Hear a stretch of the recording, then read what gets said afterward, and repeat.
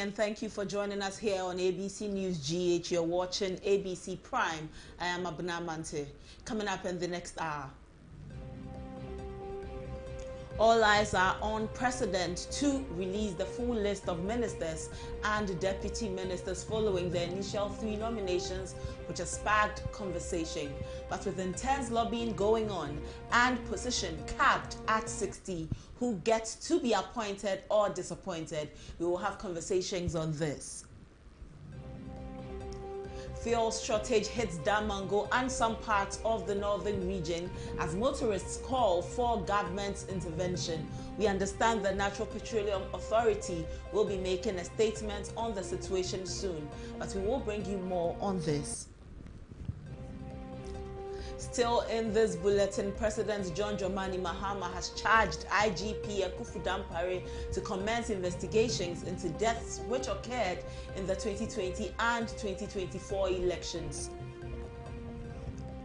And in business, government is expected to borrow approximately 200 billion Ghana cedis from the Treasury bill market in 2025. On the international front, Donald Trump has been spared jail time and given an unconditional discharge after being convicted of trying to conceal hush money payments to adult film star Stormy Daniels.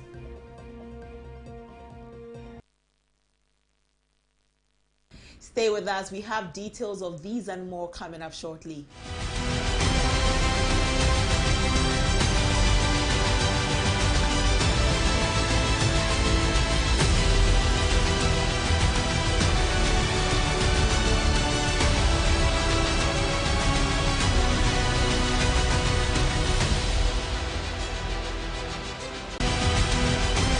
Thank you for joining us for this evening's news. We are streaming live on our YouTube. The channel is ABC News GH. For more news, you should be following our website, www.abcnewsgh.com. Now into this evening's bulletin, President John Dramani Mahama has voiced serious concerns over the lack of justice for individuals who lost their lives during the 2020 and 2024 general elections. While acknowledging the peaceful conduct of the 2024 elections, President Mahama emphasized the importance of ensuring justice for victims to deter future electoral violence. He expressed fears that failure to address these cases could lead to heightened cases in future elections.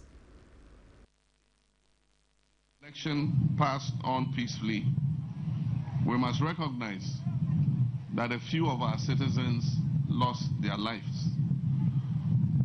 My understanding is almost 5 of our citizens were killed in the process of the election. This is not the first time. In 2020, we know that 8 of our citizens were killed. If these continue and justice is not served, then what it does is it breeds impunity. And that's why, as a party, we have said that we must investigate and find out what led to these killings so that we can take action so that it don't happen again.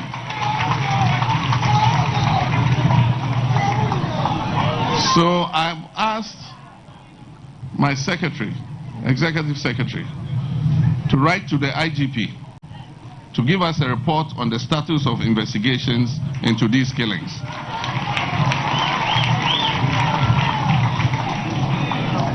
Justice must be done, and we also will ask the Attorney General when he takes office to determine fair and adequate compensation for the families of those who have lost their lives.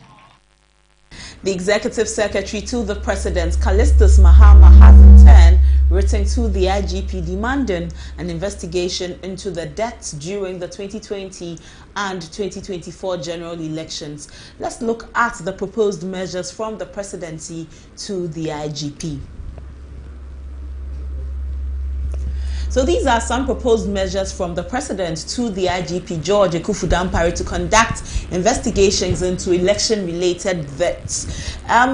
He is asking for an establishment of a dedicated investigative task force This is one of the measures that he is proposing. Also, a collaboration with witnesses and families and a review of electoral security arrangements. The president is also asking or directing for a use of forensic evidence and collaboration with electoral and civic bodies. This was captured in a statement that in a letter addressed to the IGP. I will in a few seconds read that letter to you. So this is from the office of the president, signed by Callistus Mahama, PhD, secretary to the president.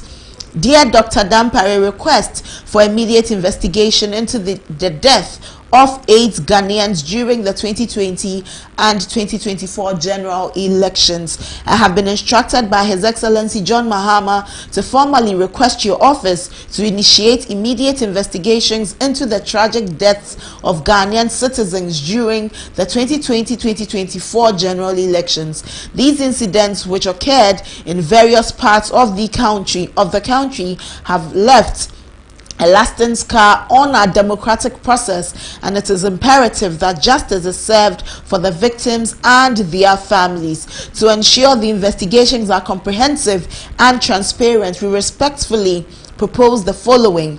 1. Establishment of a dedicated investigative task force. Form a special task force within the CID to focus solely on these cases, ensuring undivided attention and efficient handling of this matter. 2.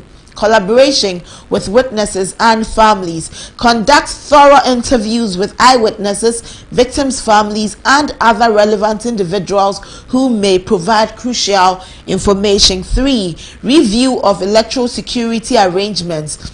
Investigate the role and actions of security personnel deployed at the affected polling stations to determine their involvement or oversight. 4. Use of forensic evidence. Employ advanced forensic techniques to analyze any physical evidence from the crime scenes, including bullet casings, weaponry, and other materials. 5.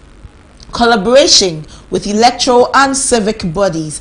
Work with the Electoral Commission and other relevant agencies to review reports from the 2020 and 2024 elections for additional context. To maintain public trust and ensure transparency, we kindly request periodic updates on the progress of the investigation. This will help to keep stakeholders informed and assure the public of your commitment to uncovering the truth. We are confident in the competence and professionalism of the Criminal Investigations Department and trust that your efforts will yield the necessary results to bring justice to the victims and their families while preserving the integrity of Ghana's democratic process. We assure you of the utmost support should you require any additional support or information from us. And this is the letter to the IGP, Dr. George Ekufu Dampare, and that's it. But President John Dramani Mahama has once again, into more stories, condemned looting attempts and violence that has characterized the 2024 post-election. Speaking at the National Muslim Prayer and Thanksgiving event held at the National Mosque in Kanda in Accra on Friday, January 10, President Mahama called on the NDC supporters to show that they are different from their political opponents by disengaging in attempts to take over public offices. The president further urged the supporters to wait till his government is fully constituted to report any action of the outgone government rather than taking the law into their hands. Once again, I call on all our supporters and other persons who are involved in illegal actions, such as looting goods and occupying government offices and installations, to desist from doing this. We must do things differently to maintain the trust and confidence that Ghanaians have reposed in us. Many people have said it is the same thing the MPP did when they came in 2017, and that's why Ghanaians have voted them out. We must not copy the mistakes that they made. And so I plead with our supporters let us do things in an orderly manner. The government is being formed, ministers will be put in place, other officials will be appointed, and as I promised, we'll have our full cabinet within 14 days. And so we'll have ministers in charge, and if you have any issues, you can go to our ministers and have them resolved. Yes, so let's have some conversations on security, and joining us is security analyst at the West Africa Center for Counter-Extremism, Mutari Mumuni Mukhtar, for conversations on this. Good evening, Mutari. Thank you for joining us. Hello, good evening to you, and good evening to your listeners. Well, thank you for joining us. Early days into Mahama's administration, he has charged the Inspector General of Police to investigate election-related deaths. From where you sit, what does this communicate to the Ghanaian people? Well, this is a very welcome call for all of us, especially those of us who work in the area of security and peace building.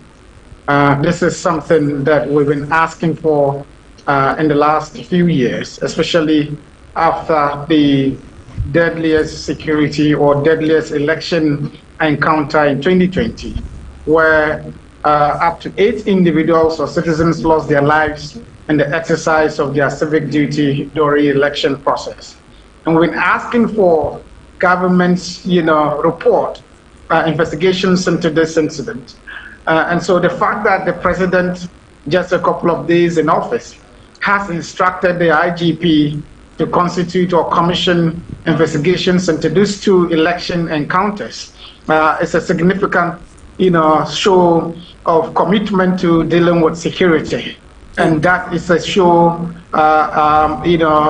it's a decision that we need to give some goodwill and support and ensure that these things do not become a normalized part of our election processes. And so I think this is a good call, and we need to give the IGP some space to be able to do so. In the president's letter to the IGP, he highlights 5 measures that should be looked at in this investigation. Are these measures adequate enough? Well, normally you would find a directive from the presidency that is very general in terms of constituting investigations into an incident.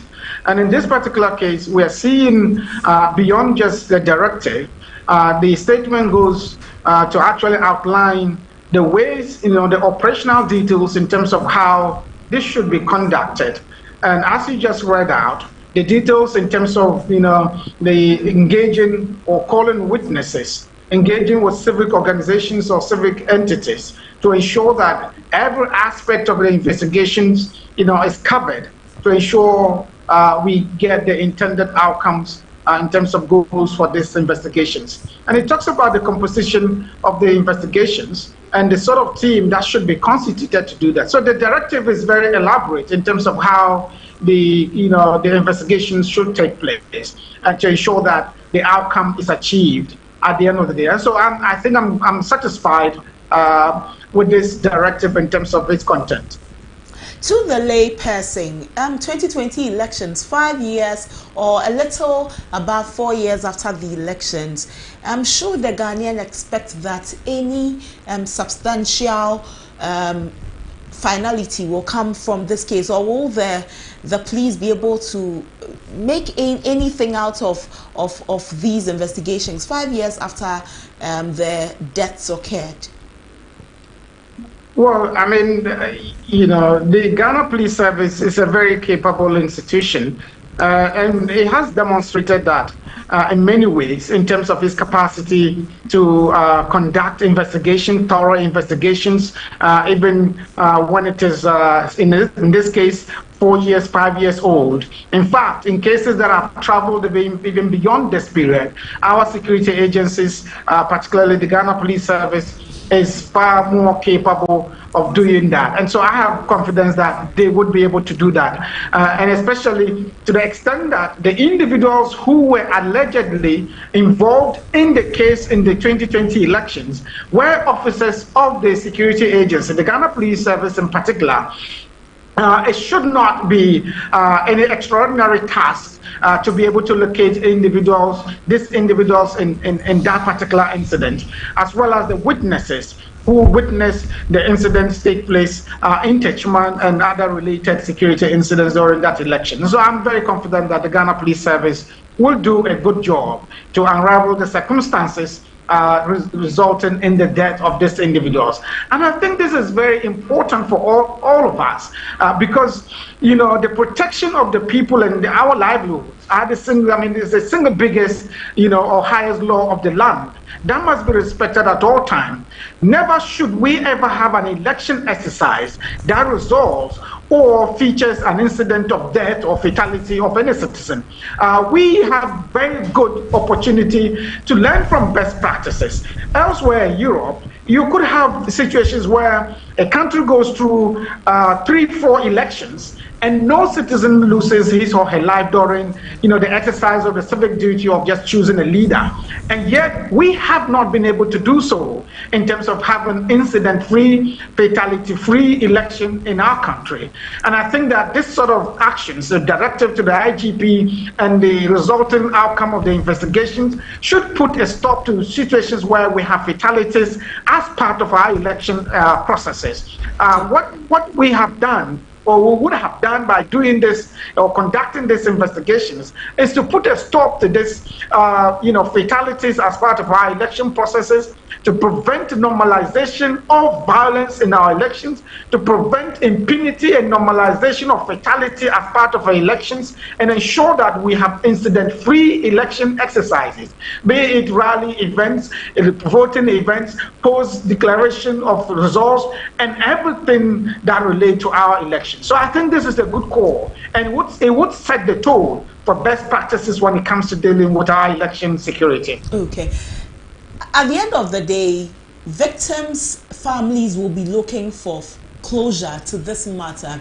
In the work of the CID, of the police service, how transparent should these investigations be so that the public would have enough confidence in the service, especially as people have the tendency of thinking that this is a witch hunt?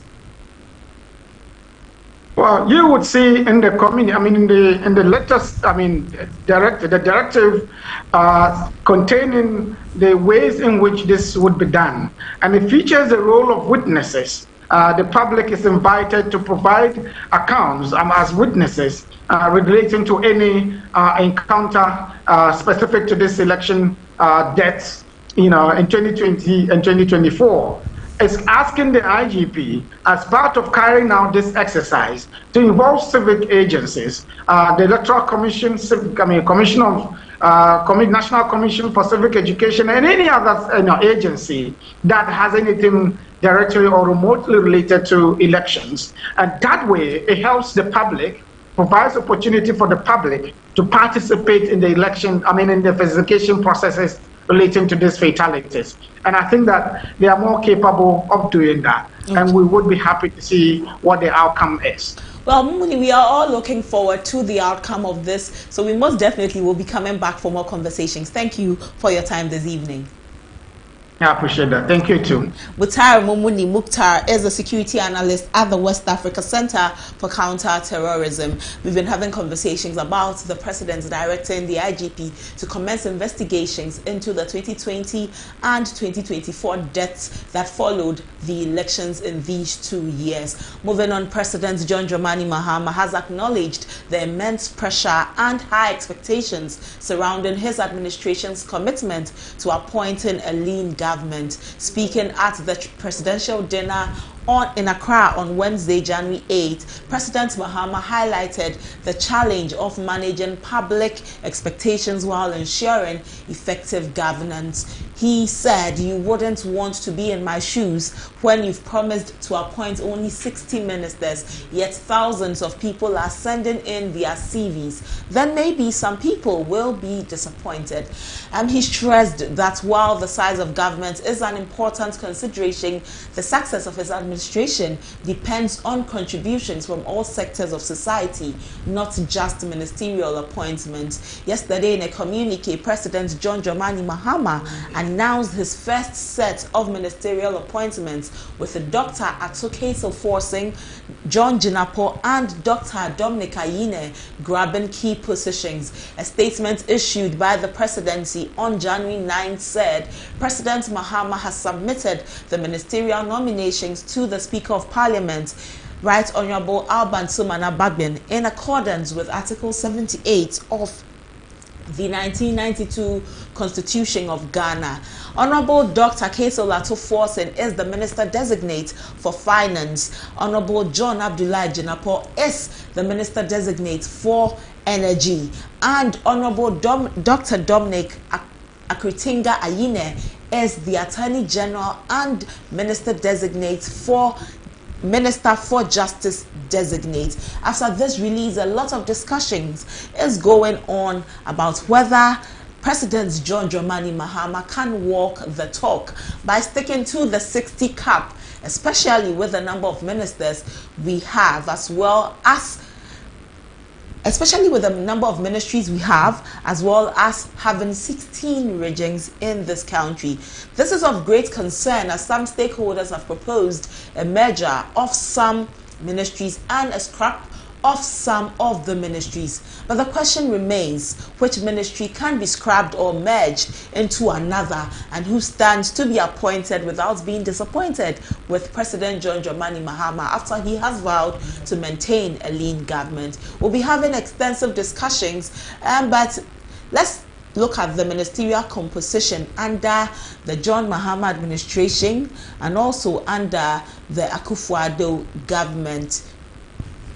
So between 2017 and 2020, former President Nana Addo Dankwa Akufo-Addo had a total of 123 ministers. From 2021 to 2024, former President Nana Addo Dankwa Akufo-Addo had 110 ministers working during the period. President John Dramani Mahama, between 2013 and 2016, had 88 ministers. This time, for his second term, he's proposing to work with 60 ministers, some 28 ministers less than he worked with in 2013, or between 2013 and 2016. So the question is, will he be able to work with 60 ministers?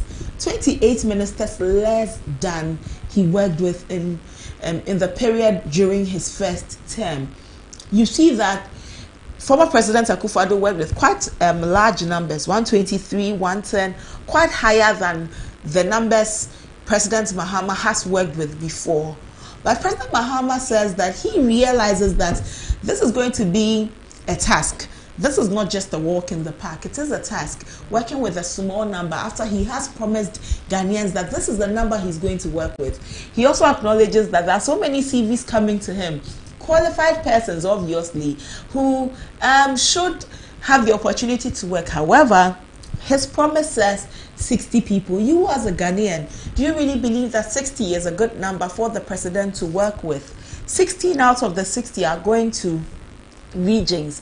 That leaves the president with barely 44 to work with in the various ministries, ministers and their deputies.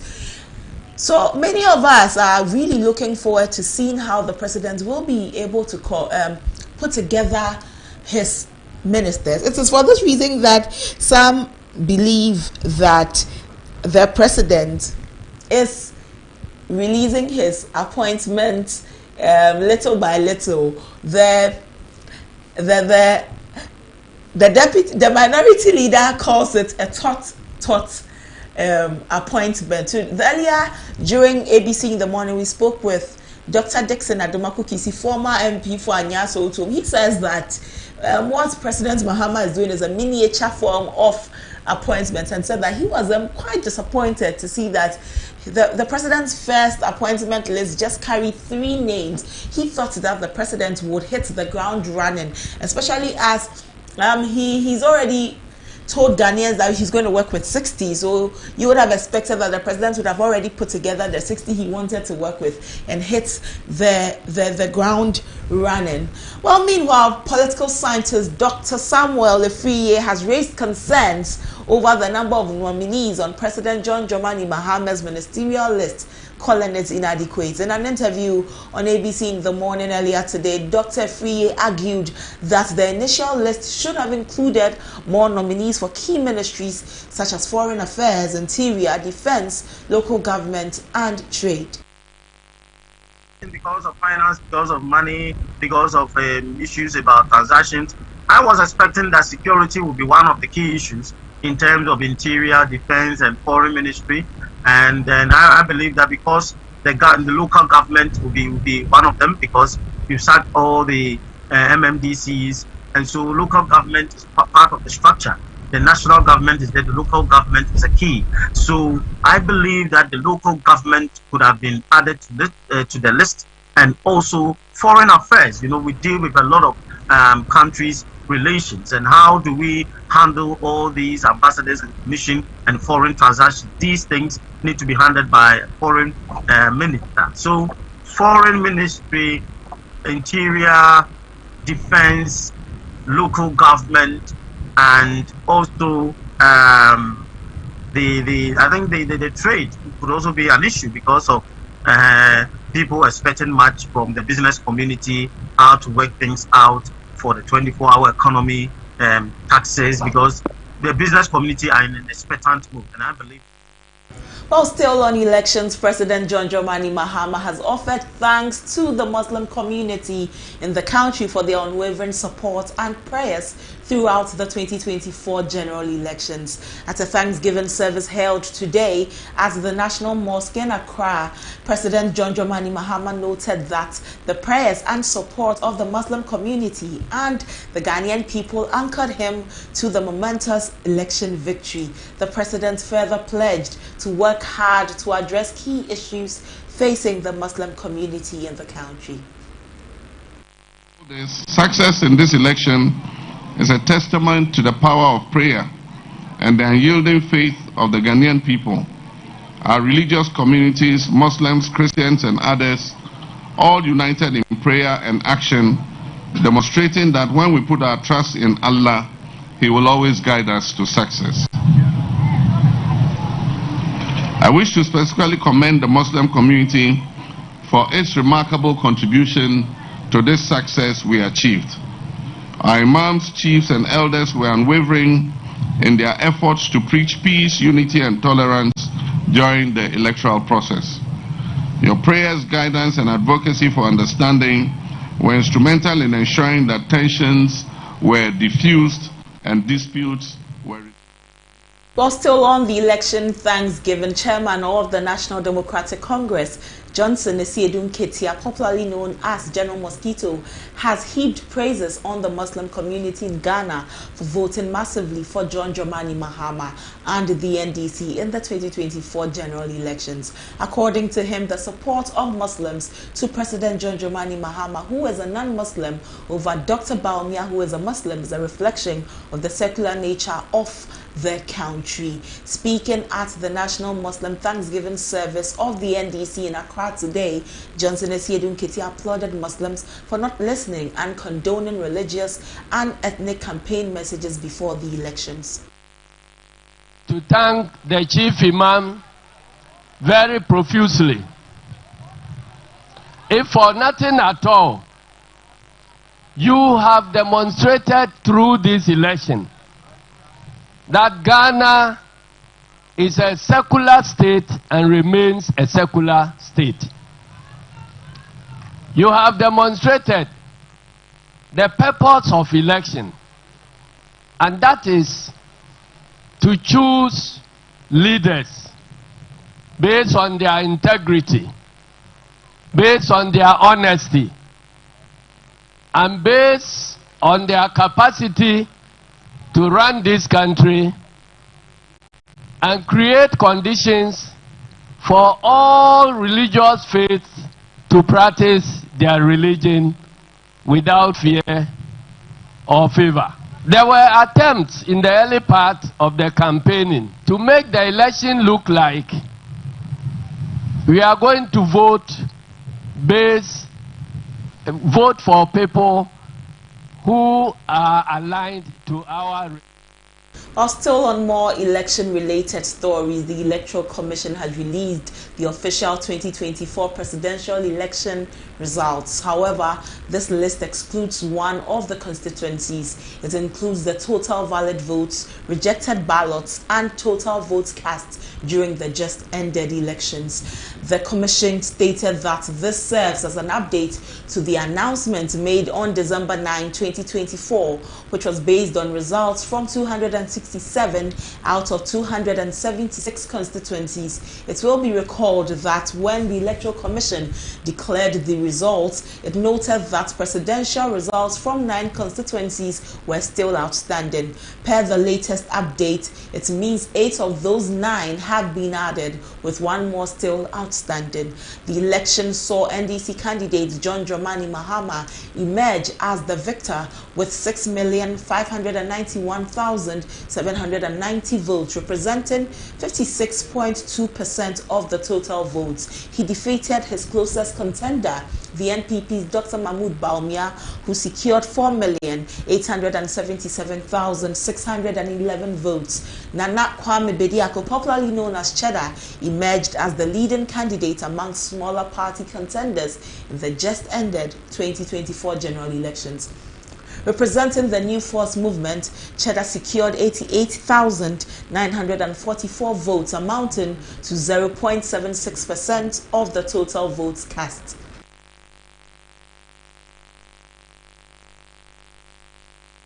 Well, away from elections, Damongo, the capital of the Savannah region, is grappling with a fuel shortage, leaving drivers and other petroleum product users scrambling from one fuel station to another in search of the commodity. Frustrated residents have expressed their concerns over the shortage.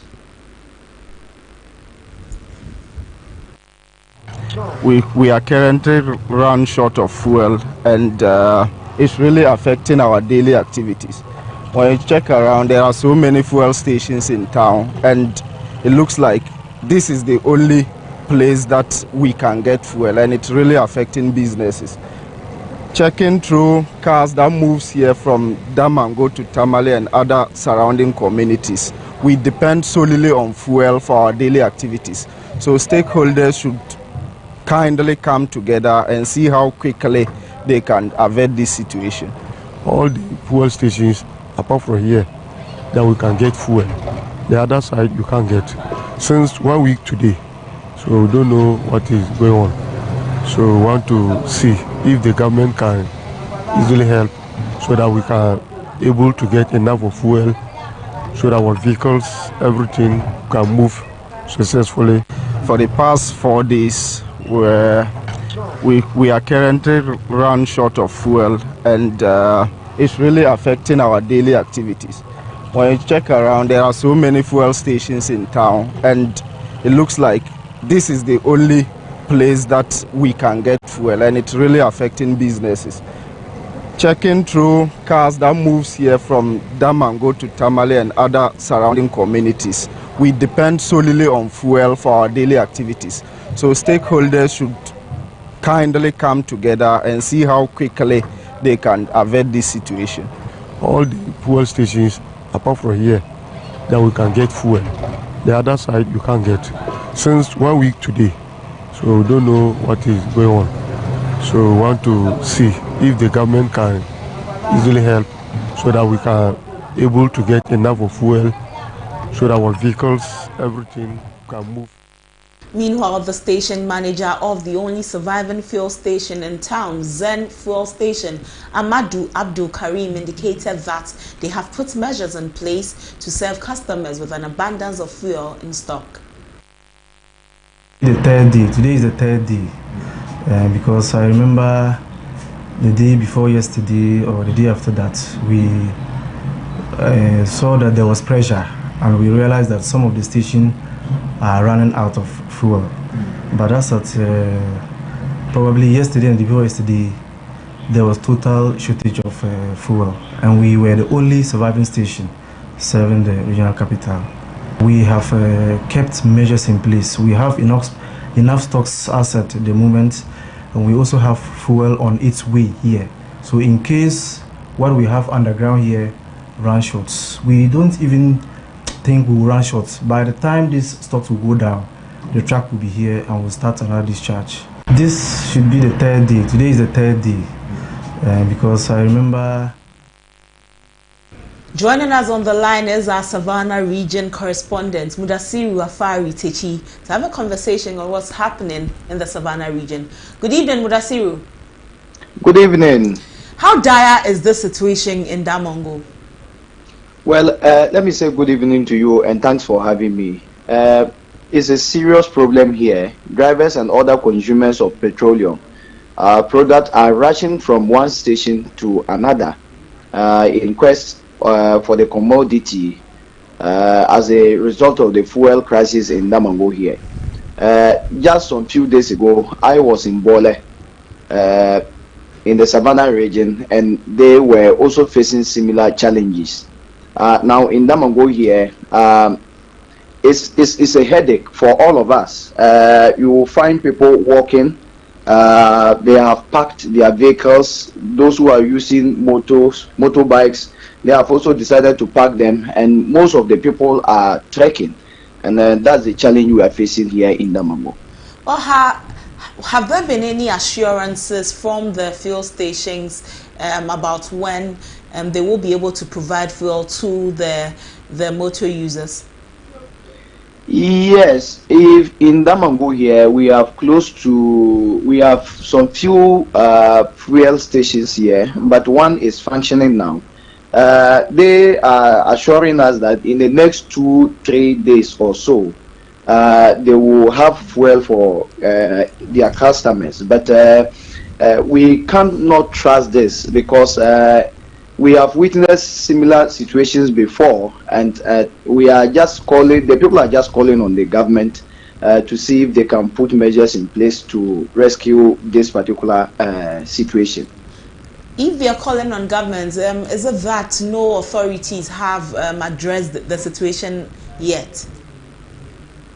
Yes. The information some of us are picking is that, especially when I was in Bole, the information I picked was that the fuel station managers, they are withholding this particular commodity, and according to them, they have information that prices of fuel is something that will increase very soon, and so they have to withhold them before they now finally come out with their new prices.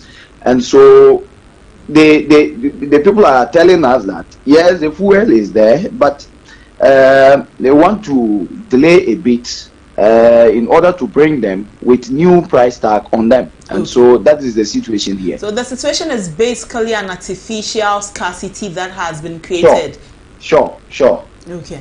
Well, we look forward to hearing what the authorities are able to do about this situation. We are grateful for your time this evening, Mudasiru. I'm grateful for having me. That's my colleague and our Savannah region correspondent, Mudasiru Techi. Moving on from the Savannah region, let's look at some stories about students in our senior high schools or our second cycle institution. The National Council of Parents Teacher Association has said that they are willing to assist the government in the running of the free senior high school program. Speaking on ABC in the morning, Mrs. Irene Sam, the PRO for the association, mentioned that they are against the scrapping of the free senior high school policy, hence are willing to have stakeholder engagement to discuss how the cost in running the policy could be a responsibility of both parents and government. Her statement comes after the recurring issue of the free senior high school concerning government debts and shortage of food supplies. have a sustainable funding, because over the years we have experienced the shortfalls in the release of funds in terms of examination, in terms of feeding us where we are now. So we as a council are also calling for a review. Now, this policy has been in the system for, let me say, 8 years now.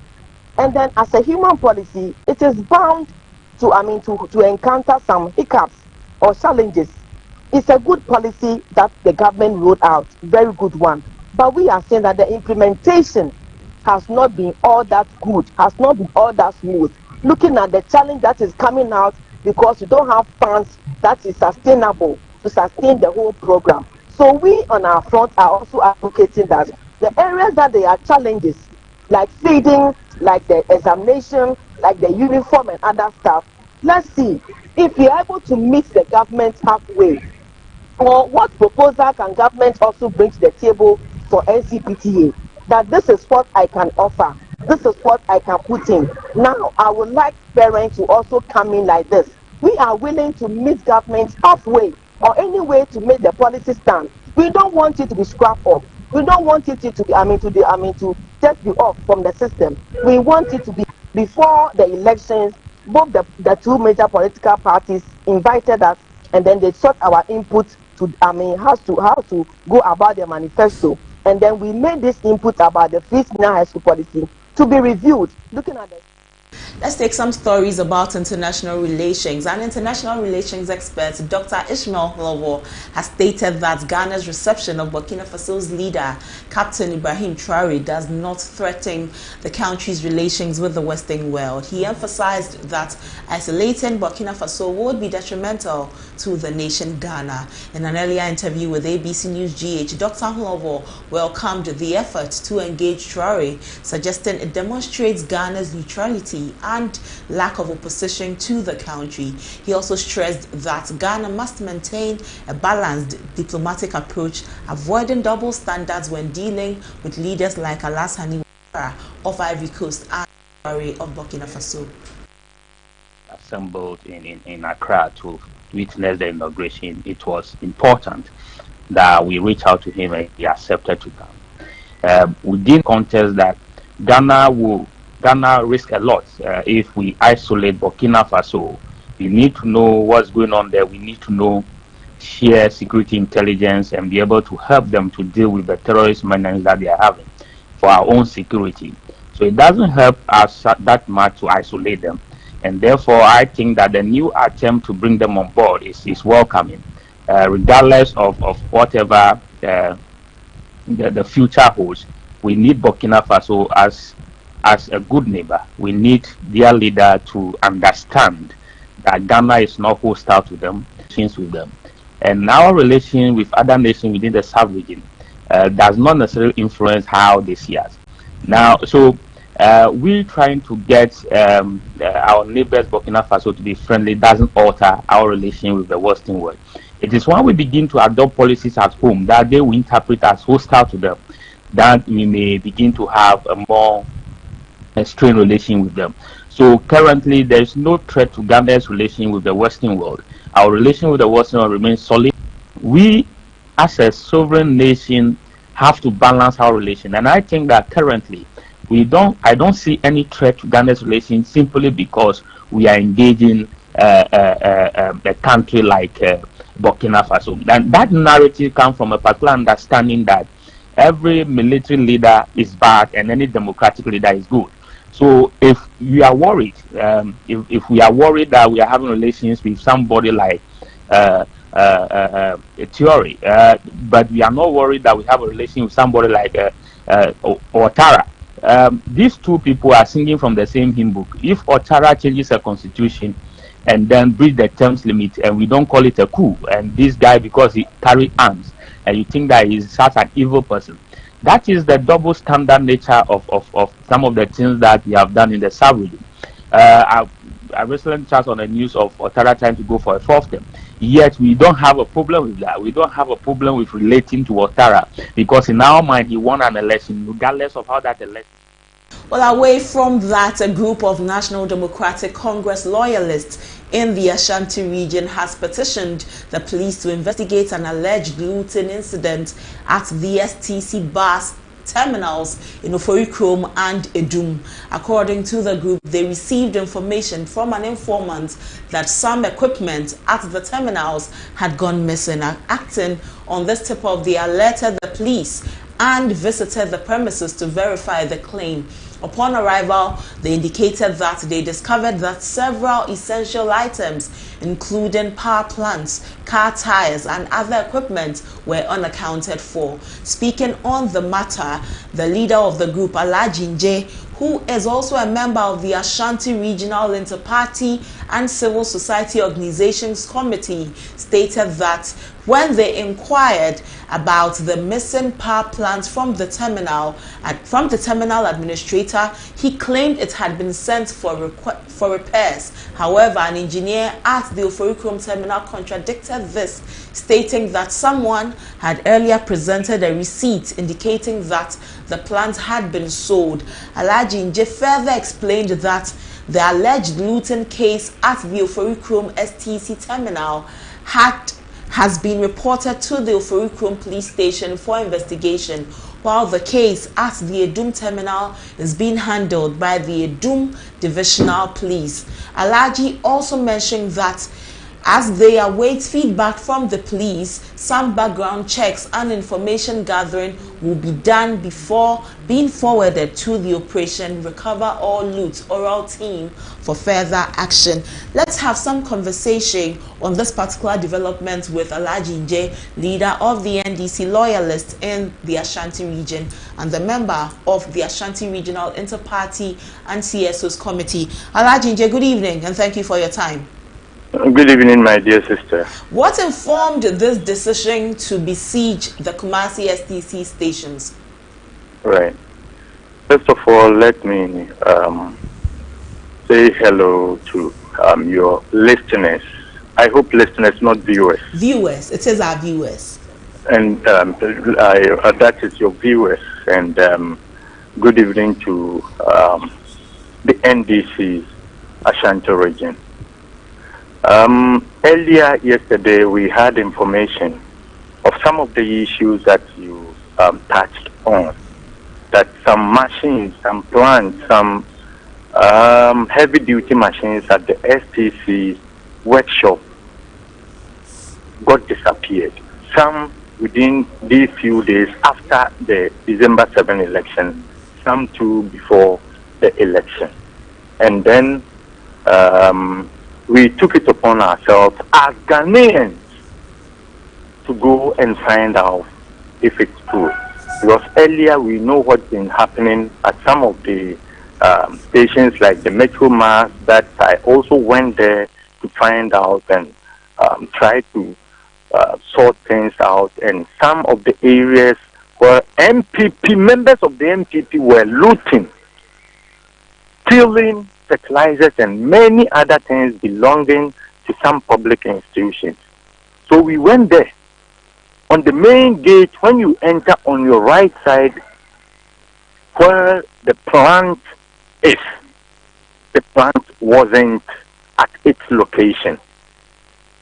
So we went further into the workshop and realized that some of these, there are some machines that people from Swami Magazine come there to service their machines there. You will not see not a single machine inside the workshop. Okay. There is a place they park. I'm coming. There is a place they park these Ayalolo buses. 4 Ayalolo buses at one place got burned to ashes. Don't know what happened. And there is this place where they fuel the STC buses. We were told, they said the pumping machine is faulty. Instead of repairing it or replacing it, we had the intel that a private person has put his tank on the ground within the yard and is selling fuel to the STC company in Kumasi or Ashanti region. Okay, Alhaji, but we want to understand, how confident are you of this tip-off you received? Yes, you know, we are all human beings, and you know, people they are working with. You know, for now, I am telling you, this is just the tip of the iceberg. Seriously, because as we were at the Oforikrum yard, we also picked information that the Edum bus terminal of the STC2, the plant there too was no more. I went there and saw it myself. It wasn't there. But do you know what happened at the Oforikrum? We informed the police. We went with them. The administrator told us the plant was faulty, so it's gone for repairs. And then an engineer came with the security person at the post then. That is some 2 weeks ago. That some people came from Accra with a document claiming that they have bought the plant. So they took it away. So the administrator or the engineer, who are we to believe? Well, since we cannot base our belief on what an administrator or an engineer says, you said you have forwarded the issue to the police. So I believe, that is it. Yes, I believe we'll leave it to the police, and the youth, the NDC loyalists will not storm the place anymore, following at least what the president said that we did not go there to do what the MPP did in 2017, the nasty things they did. You'll be in your car, in the traffic. They will come and pull you out and take your car away. We are not doing that. We went there to find out. When the information we were getting from the staff, the workers at the place were conflicting, we said no. We could have taken the law into our own hands. But that is not the right way to go. That is why we informed the police to come in and investigate. Right. Alhaji Nje, we are grateful for that. We know that since you have informed the police and the police will be investigating the matter, we will also be following up on it, and there will be some finality, we believe, since the police is involved in this matter. We are grateful for your time this evening. Thank you very much. Alhaji Nje is a leader for the NDC loyalists in the Ashanti region and a member for the Ashanti Regional Inter-Party and CSOs Committee. And on that note, let's take a break. After that, we'll come back with the business news.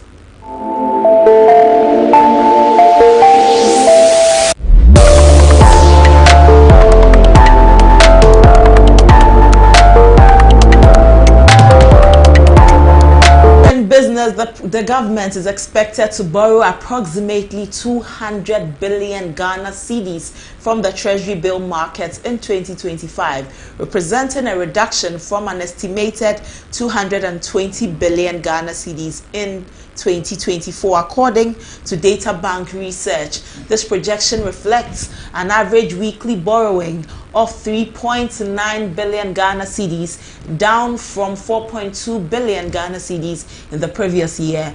In its 2025 Ghana Market Outlook report, Data Bank research attributes the decline in short-term borrowing to improved access to alternative funding sources and the strategic pivot towards long-term securities. This shift aligns with Ghana's broader economic recovery efforts and increased access to international financing markets, offering the government greater flexibility in exploring sustainable financing options. The transition to long-term instruments is anticipated to take full effect after the first quarter of 2025.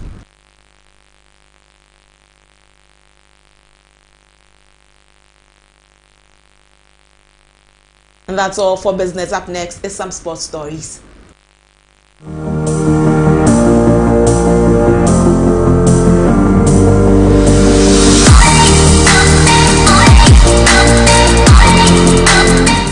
SAS Finance Group has notified the Ghana Football Association about the availability of investment checks for the 21 players of the Black Satellites 2009 Under-20 World Cup winning team. This follows the maturity of a 15-year investment made on behalf of the players by the Ministry of Youth and Sports, which reached its due date on January 4, 2025.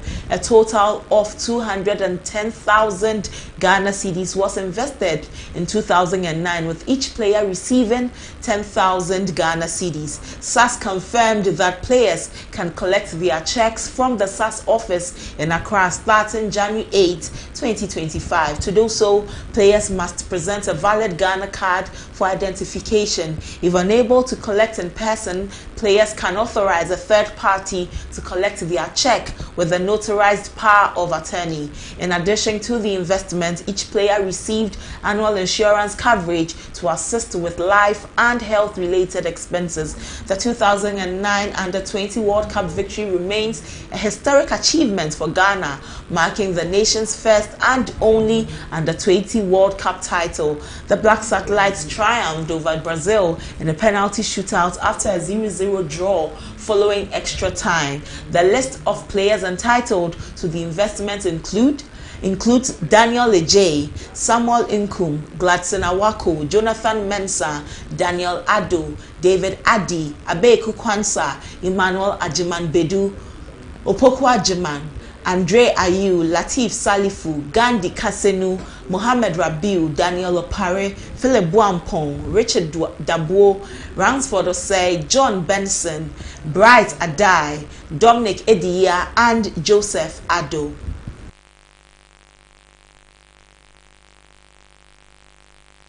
What's up next is international news.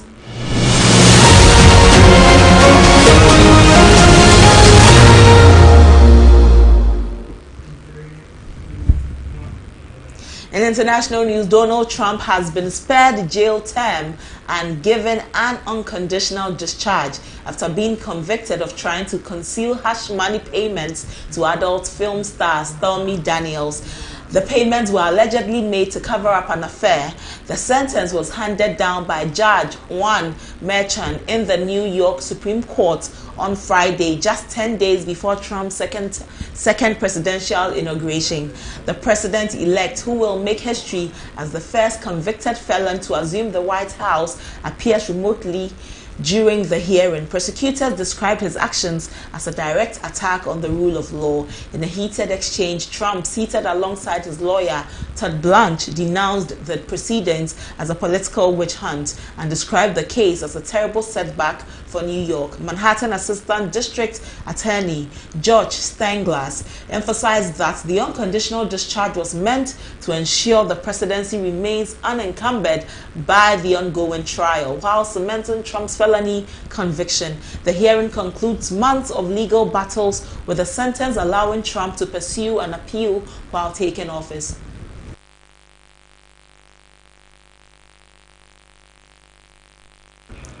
That's all for international news. Let's take some entertainment stories.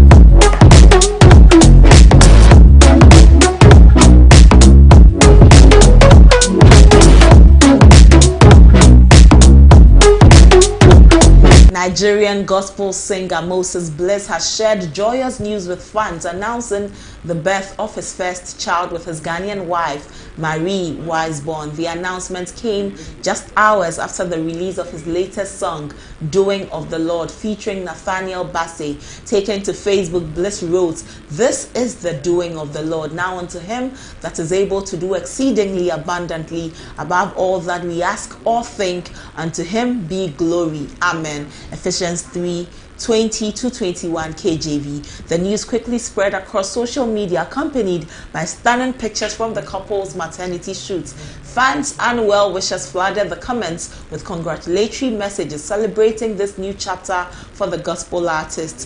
Their union was celebrated in March 2024 with a traditional wedding ceremony in Ghana.